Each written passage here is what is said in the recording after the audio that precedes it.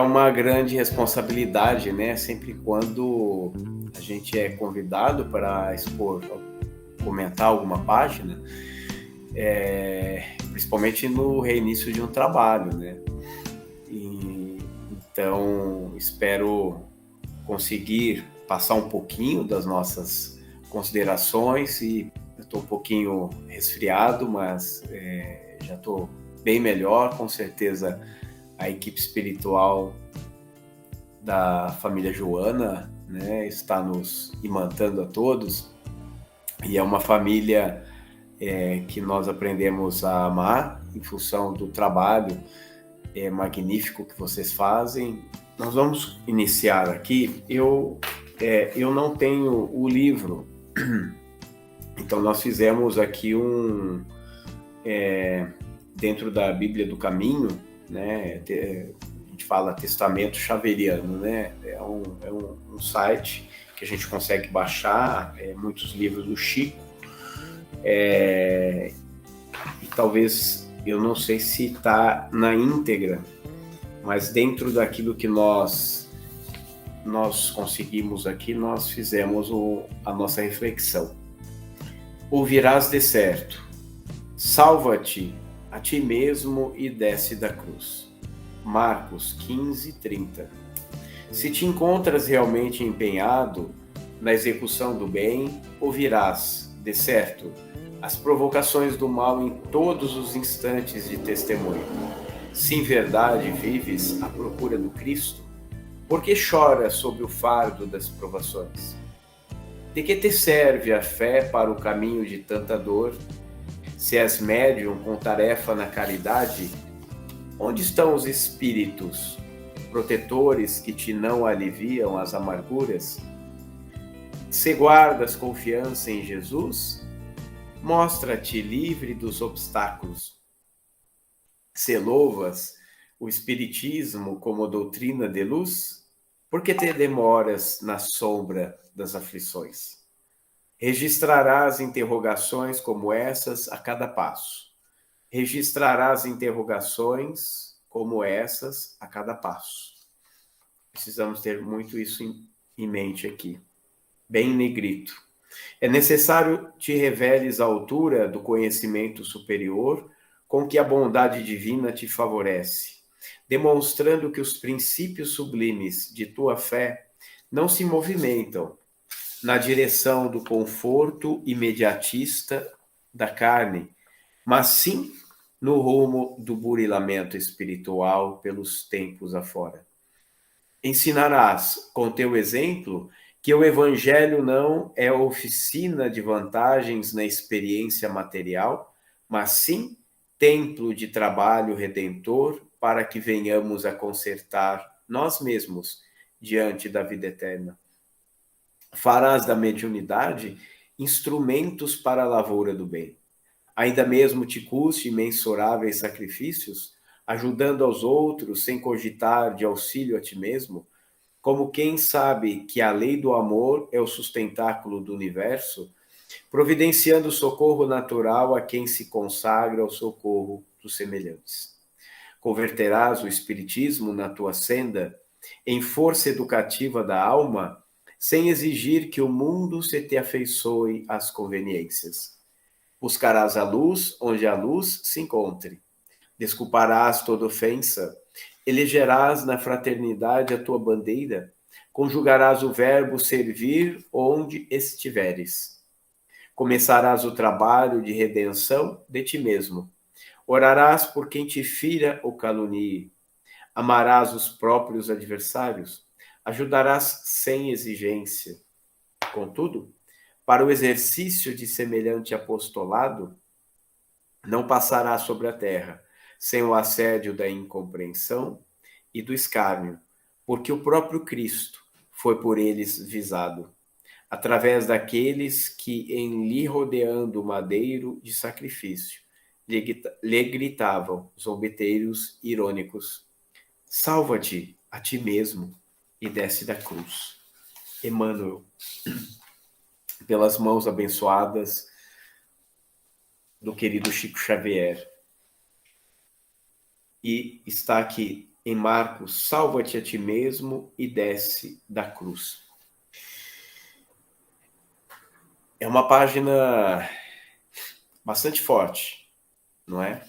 Porque muitas vezes nós nos perguntamos, e desde quando eu tinha tenra idade, mesmo dentro das lides de outra crença religiosa, da qual nós fazíamos parte, eu esperava que o Cristo, ao final do filme que nós assistíamos todos os anos, descesse da cruz e pudesse, naquele momento mesmo, resolver a situação.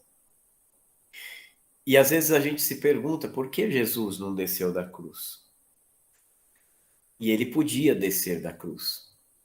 Se nós analisarmos a vida de Jesus, desde o nascimento na estrebaria, depois auxiliando as pessoas, trabalhando no ofício do seu pai, depois auxiliando as pessoas, curando, tantas curas ele fez, curas do espírito imortal, porque todos nós espíritas sabemos que a lesão no corpo físico, ela se inicia no corpo espiritual, e Jesus curava o corpo espiritual e o corpo físico. Mas quando ele podia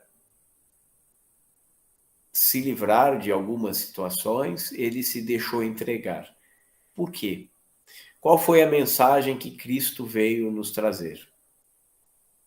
É fácil passar pelo que ele passou? Um governador espiritual do planeta tendo que se diminuir em termos de espírito, para que pudesse nascer num corpinho tenro, num corpinho humano como nós, porque Jesus já passou pelas sucessivas reencarnações, mas não no nosso planeta. E Jesus é o Cristo de Deus.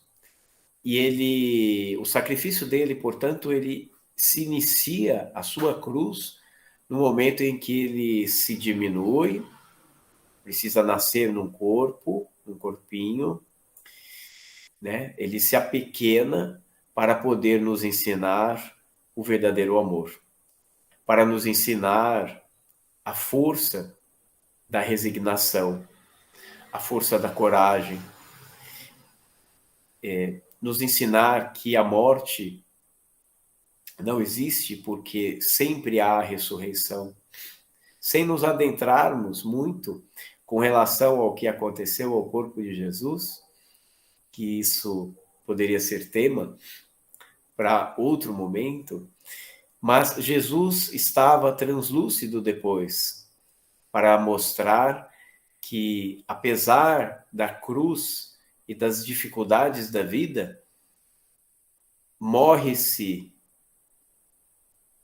o homem, mas renasce o espírito. E Jesus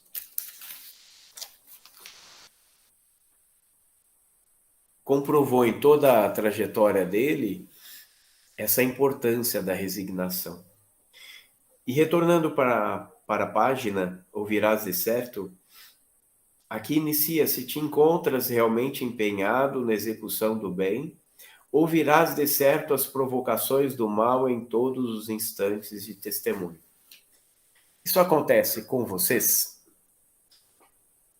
Ou é só comigo? Não é? Nos momentos em que nós nos encontramos dedicando a seara espírita, quantas tentações acontecem? Quantos momentos de dificuldade nós passamos? Quantas vezes nós somos tentados?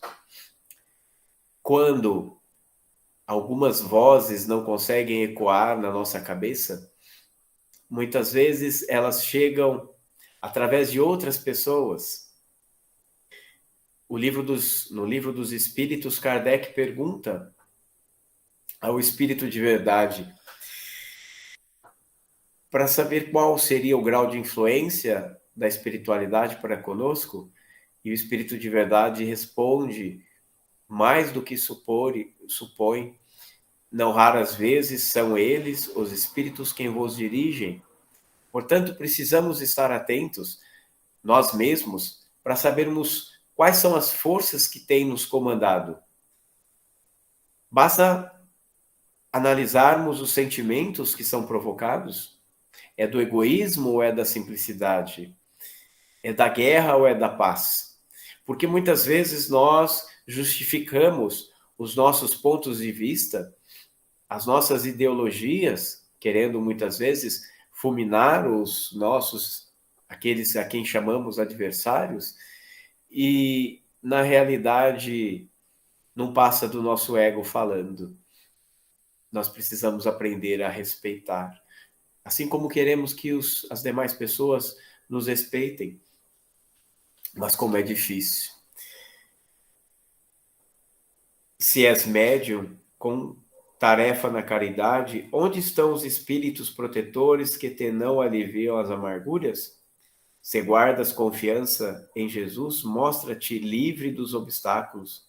Se louvas o Espiritismo como doutrina de luz, por que te demoras na sombra das aflições?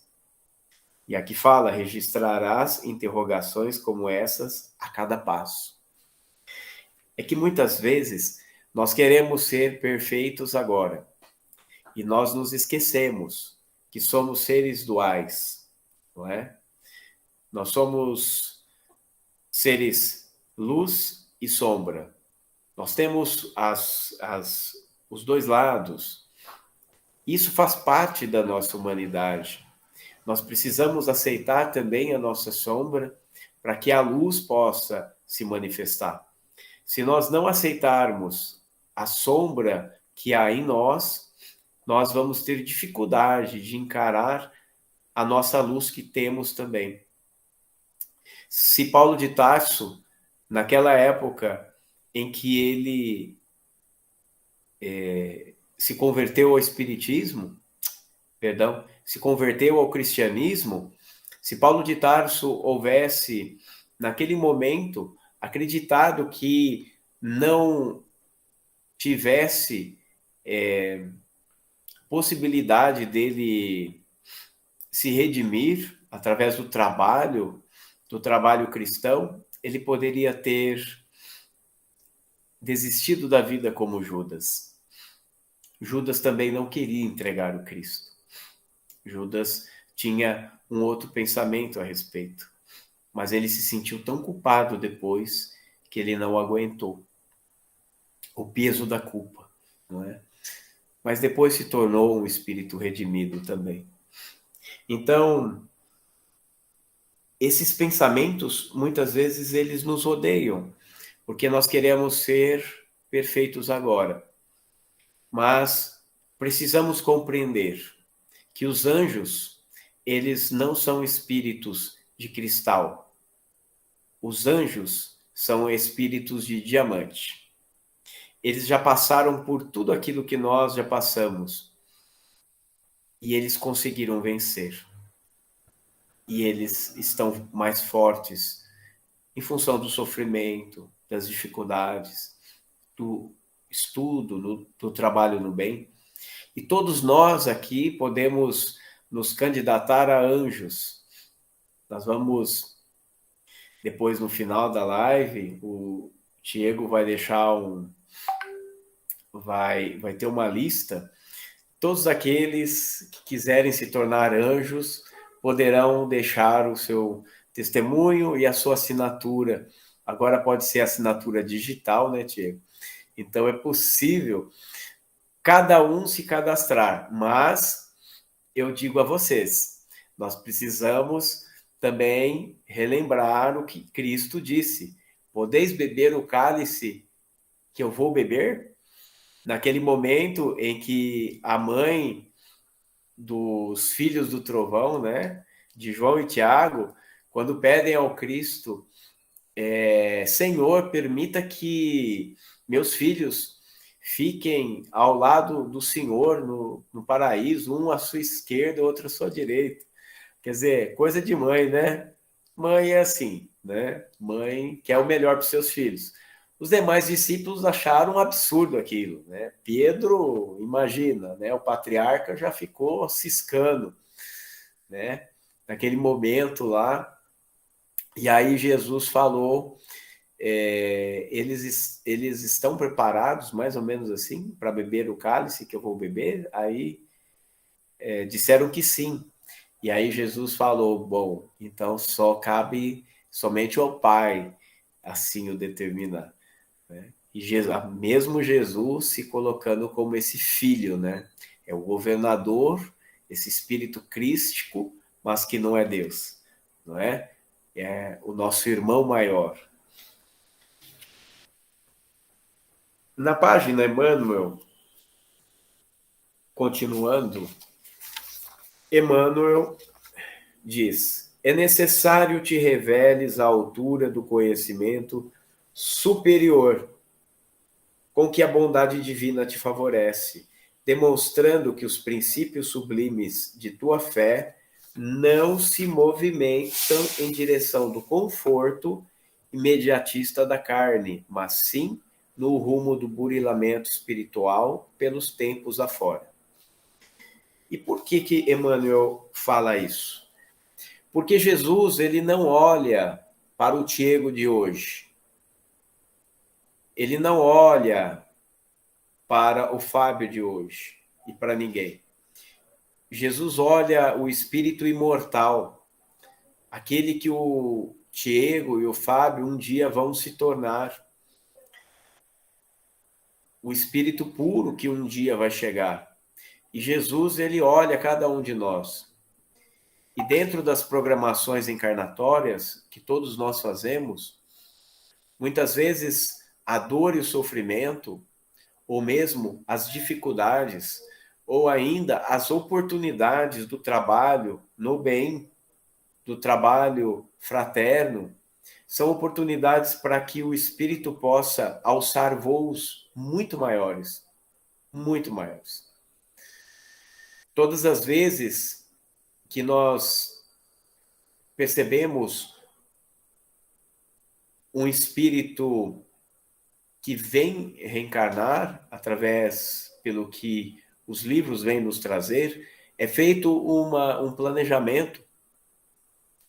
As dificuldades do corpo físico, as perrenhas que ele vai passar, e não estou aqui falando dos tormentos voluntários, que são aqueles que nós passamos pela nossa dificuldade, né?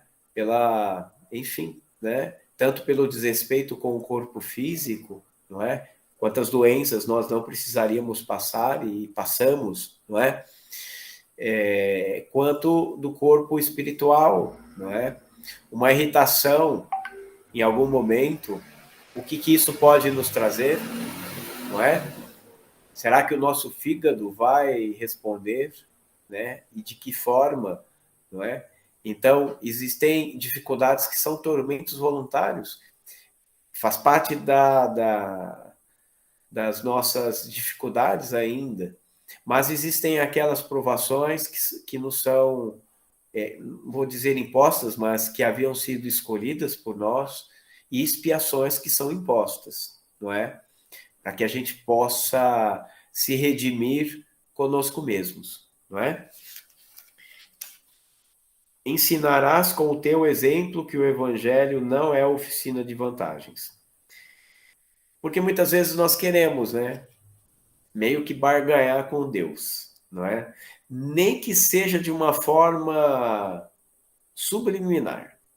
Poxa, Senhor, mas eu estou fazendo isso, está acontecendo aquilo, né? O que eu estou fazendo de errado? E às vezes está fazendo tudo certinho, é isso mesmo, né? E as pedradas vão vir. Paulo de Tarso, quando ensinava o evangelho, era recebido muitas vezes com pedradas, né? E pedras físicas, né? Hoje, as nossas pedradas às vezes são mentais, né? São, enfim, né? Converterás o espiritismo na tua senda em força educativa da alma, sem exigir que o mundo se te afeiçoe às conveniências. Por quê? Porque nós queremos que o outro se adeque às nossas necessidades, aos nossos gostos, à nossa cor que a gente gosta. Enfim, nós temos muita dificuldade com relação a isso, né? É o nosso ego ainda falando muito alto, né? Farás da mediunidade instrumento para a lavoura do bem, ainda mesmo te custe imensuráveis sacrifícios, ajudando aos outros sem cogitar de auxílio a ti mesmo, como quem sabe que a lei do amor é o sustentáculo do universo, providenciando socorro natural a quem se consagra ao socorro dos semelhantes. Então, Emmanuel, ele vem nos trazer essa reflexão para nos pedir que tenhamos fé, resignação, resiliência. Aqui fala, orarás por quem te fira ou calúnie, amarás os próprios adversários, ajudarás sem exigência, porque às vezes nós ajudamos, mas as exigências são tão grandes, né? Acabam trazendo mais dificuldades para aquele a quem nós ajudamos, não é?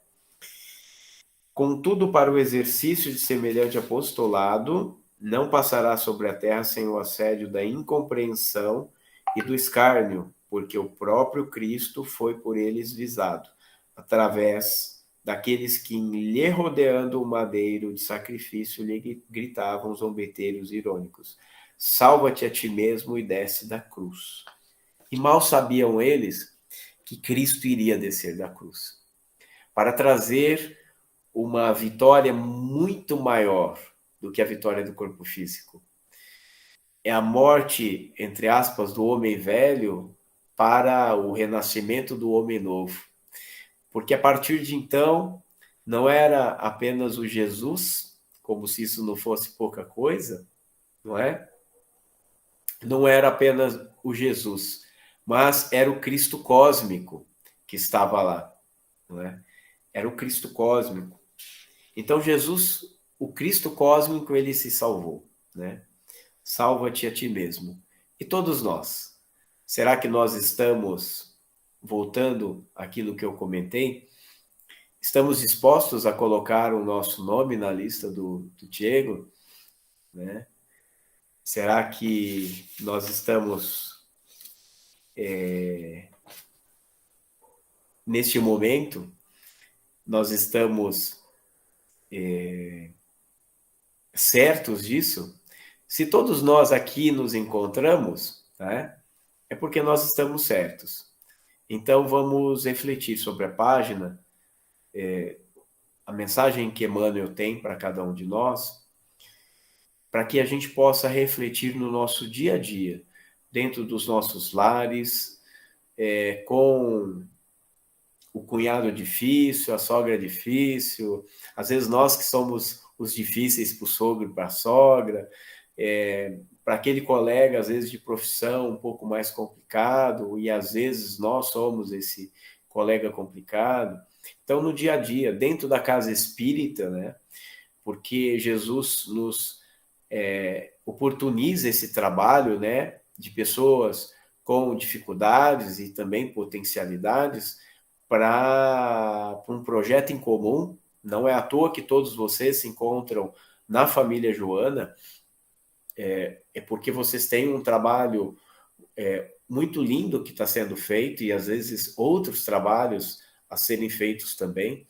Então Jesus, o Cristo, ele conta com cada um de vocês, né? Nesse trabalho lindo que vocês fazem, nessas reflexões, nessas lives, não é? E dando oportunidade para quem é de fora de falar um pouquinho e com isso aprender com vocês também. Muito obrigado, viu, meu irmão Diego? Todos vocês, Carmen, todas nossas queridas irmãs, Vânia, todos vocês que se encontram aqui. Muito obrigado, viu?